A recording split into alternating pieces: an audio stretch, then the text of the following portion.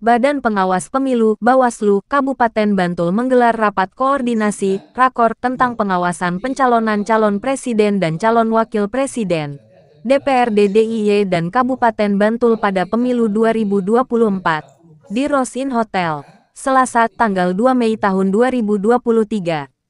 Diharapkan semua tahapan dalam pemilu 2024 dan pencalonan capres-cawapres DPRD Bantul serta DPRD DIY dapat terupdate oleh petugas Panwas. Jika ada pelanggaran atau penyimpangan yang tidak sesuai dengan perundangan, dapat diketahui kemudian ditindaklanjuti oleh Panwas sesuai dengan kewenangannya. Eksternal itu adalah dari KPU Bantul, itu menyampaikan terkait dengan teknis pelaksanaan tahapan pencalonan. Kalau untuk yang nanti pihak eksternal juga ada dari kemarin mantan anggota Bawaslu Daerah Istimewa Yogyakarta Korbit Pengawasan, ada Pak Amir yang akan menyampaikan kaitannya dengan teknis pengawasan dalam tahapan pencalonan, dan dari kita sendiri internal dari Bawaslu Kabupaten Bantul terkait dengan pengawasan maupun juga pengisian alat kerja dan tindak lanjut hasil pengawasan. Itu yang mengisi adalah dari Bawaslu Bantul. Siapa aja Bu? Yang dari Bantul siapa aja Bu? Yang dari Bantul tentunya dari Pak penanggung jawab.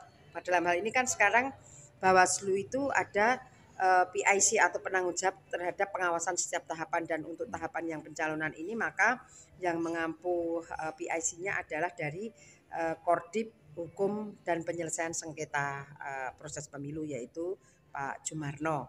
Nanti juga di backup oleh Korbit Penanganan Pelanggaran, termasuk juga dari saya selaku ketua, karena memang ketua harus memastikan pelaksanaan program kerja Korbit ini harus berjalan sesuai dengan apa yang menjadi capaian target program kerjanya. Nama lengkap Pak Agus tadi? Nama lengkap Pak Agus tadi? Pak Amir. Pak Amir? Pak Amir Nasiruddin. Oh, Pak Nasiruddin. Ya.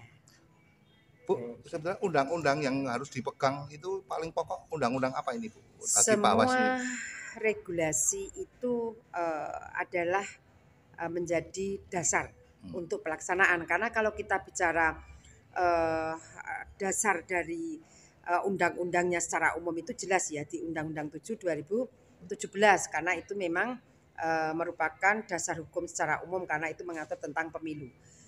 Kemudian untuk peraturan di bawahnya itu ya karena itu sifatnya teknis, baik ini dari sisi pengawasan Perbawaslu maupun dari sisi KPU yaitu PKPU, termasuk juga ada peraturan atau regulasi lain, di antaranya ada mungkin peraturan yang menyangkut tentang netralitas pihak-pihak yang diatur netralitasnya, karena kita akan bicara terkait dengan mereka yang kemungkinan akan mencalonkan diri kalau itu dari subjek yang diatur netralitasnya, karena kan ada beberapa persyaratan yang harus dipenuhi oleh bacalon itu sendiri.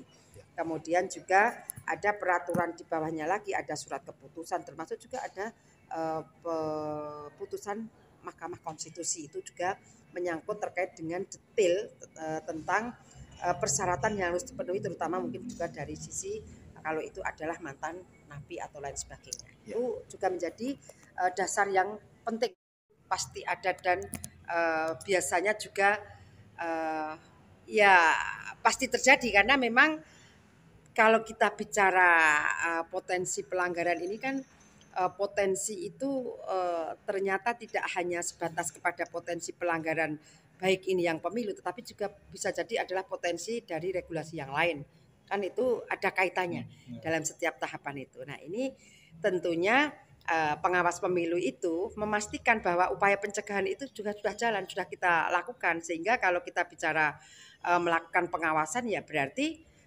pengawasan ini kita harus mulai dulu dengan upaya pencegahan supaya nanti di saat ada suatu proses tahapan yang sudah kita lakukan pengawasan itu, kalau memang itu ada potensi pelanggaran ya kita mau tidak mau harus kita lakukan tindak lanjut dengan proses penanganan pelanggaran di saat upaya pencegahan sudah kita jalankan. Tapi kita selama ini pencegahan sudah kita jalankan, alhamdulillah.